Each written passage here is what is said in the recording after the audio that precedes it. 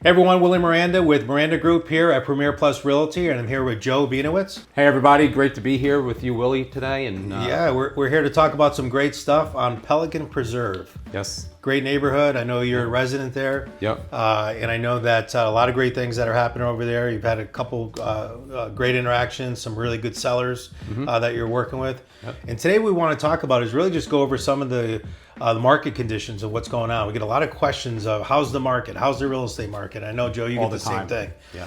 But let's talk about the market specifically in Pelican Preserve right now. But really, as far as from last year versus this year, Joe, what do you feel, and how's the market feel to you anyways versus where it was last year? Yeah, that's this time last year. The sales are actually up 73% this year.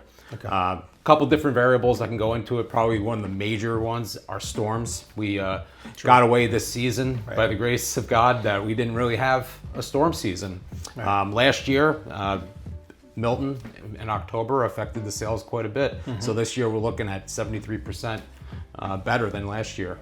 And that's a big number because I know that it generally, when you look at Lee County and you look at Collier County and just Southwest Florida, sales have definitely dipped down this year, about 10%, even a little bit more in some areas. Sure. But I know that in Pelican Preserve, it's only down, 7%, you said to me? Yeah, down 7% Yeah, from this time last year. So that shows me that there's affordability there in the neighborhood. It shows me it's a great community, right?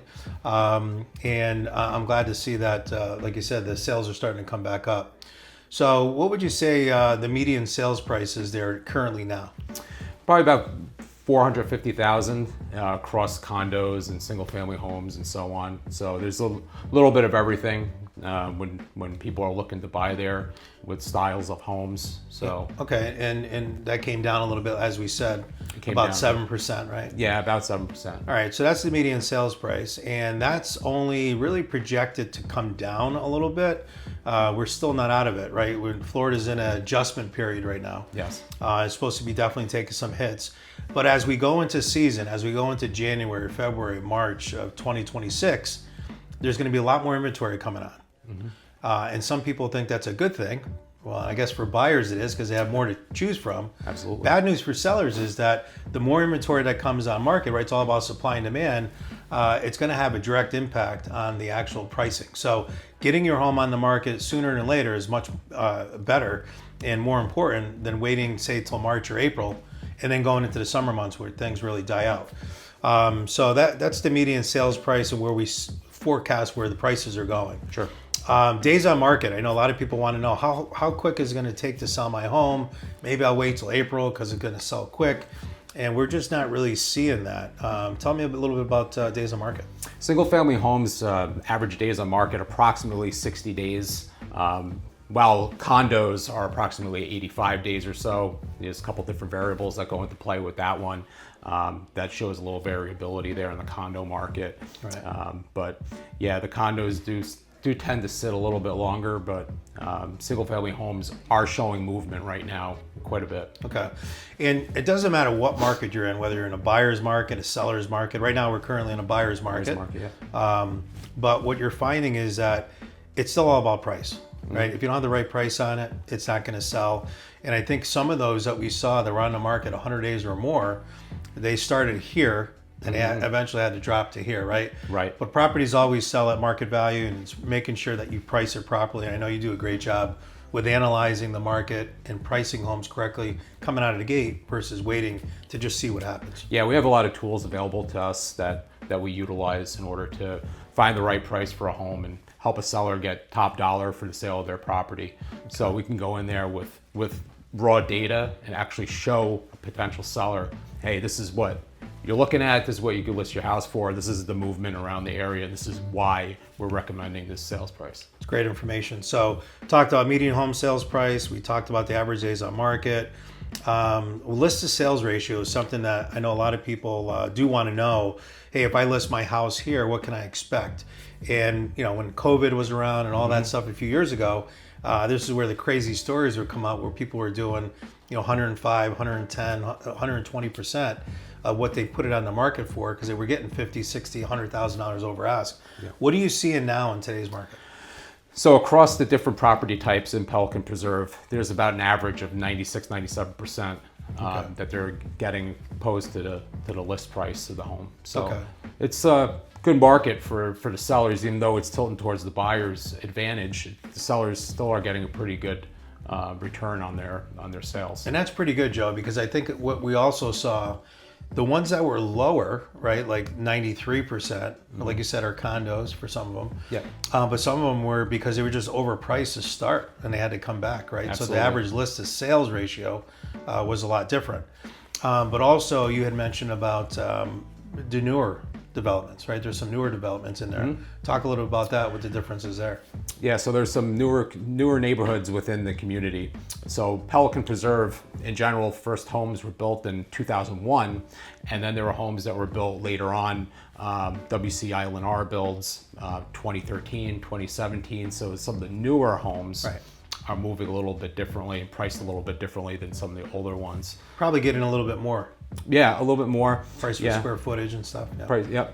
But then there's also some more classic neighborhoods that have the allure, that square footage, and their architectural style tend to yield a little bit more money too and a higher list price. Okay.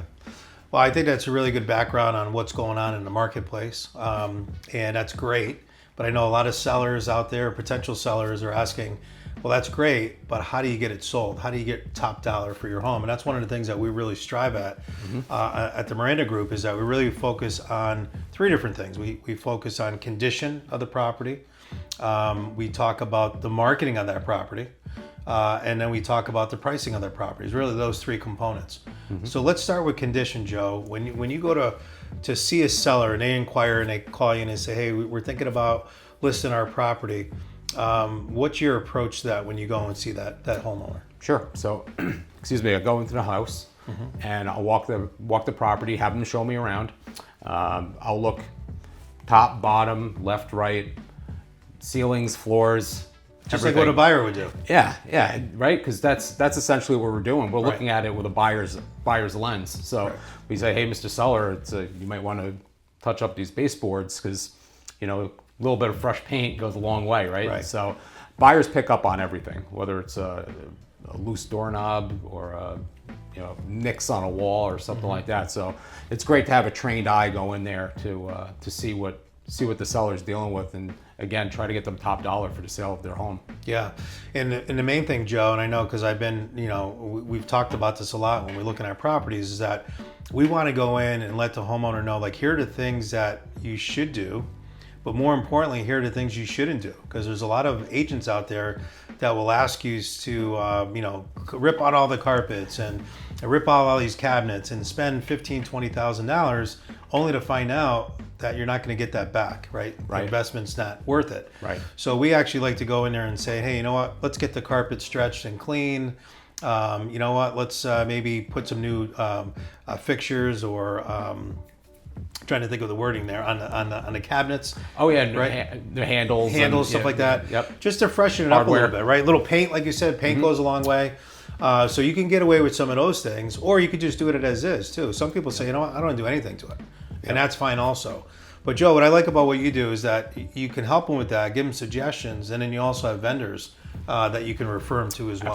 Absolutely. Right? And you're totally right about the hardware on the drawers and the cabinets and things like that. I mean, hardware goes a long way.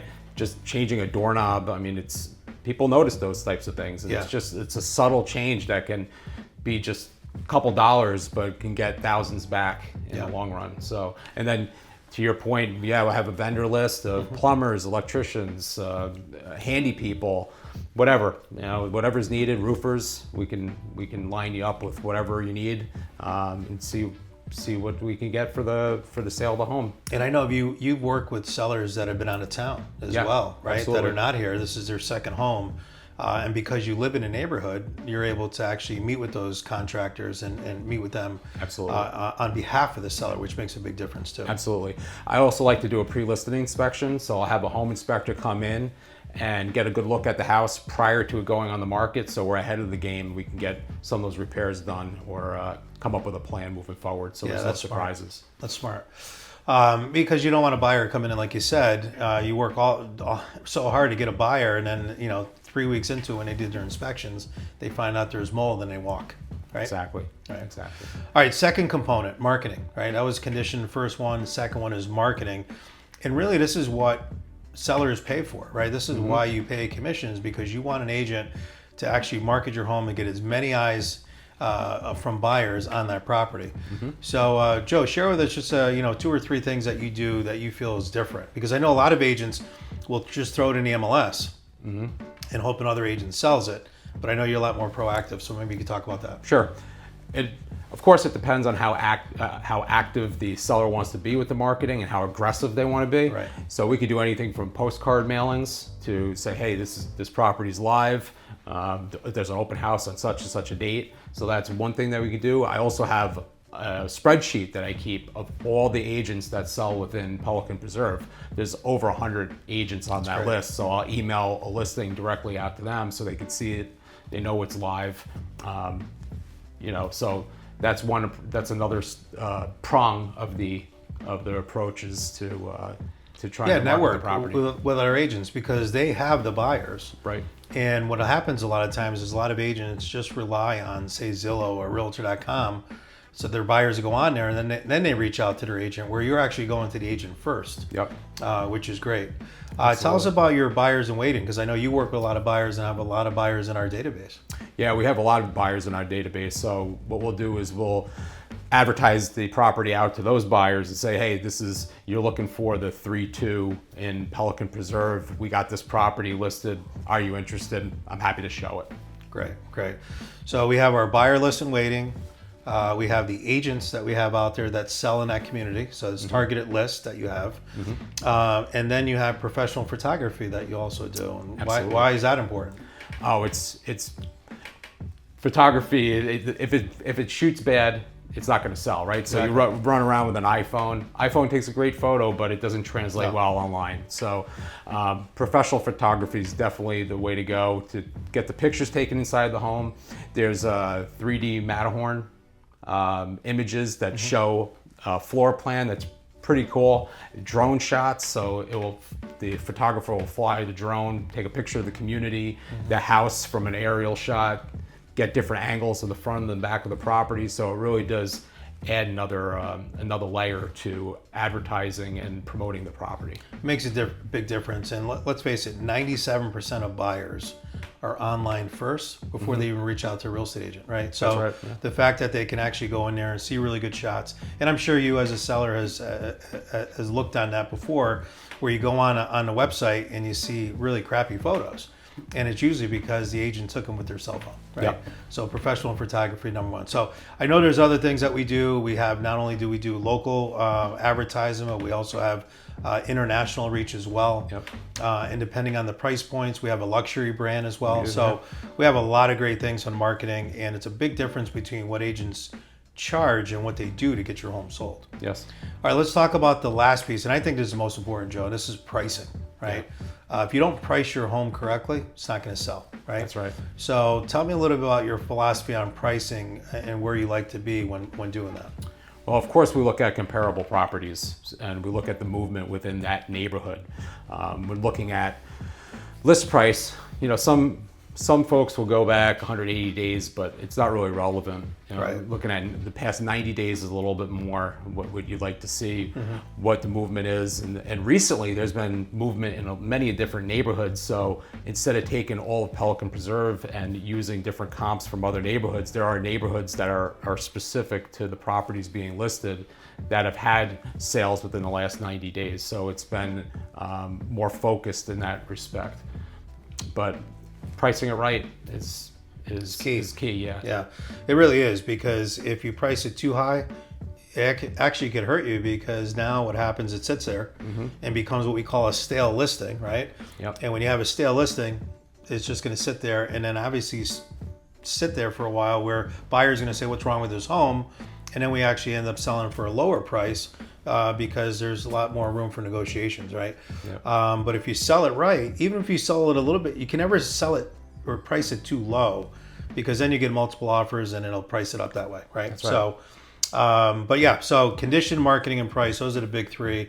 And I know there's other things. We only have so much time on today's video, but just wanted to get you guys information as to what's going on in Pelican Preserve, what's going on with the market. And then obviously, Joe, you're the expert in that neighborhood. If someone wanted to have a free consultation where you kind of come over, take a look, kind of give them an idea what their home is worth, what they can actually walk away with at closing, what's the best two ways to get a hold of you? Yeah, the best way to get a hold of me is my phone number, 239-788-7395, or you could email at jbeanhomes@gmail.com, jbeanhomes@gmail.com. Perfect. We'll put that information down below here, whether it be on an email or on our YouTube. But other than that, Joe, thank you so much for your time. And again, if you're thinking about listing a home in Pelican Preserve, call Joe Bienowitz and start packing.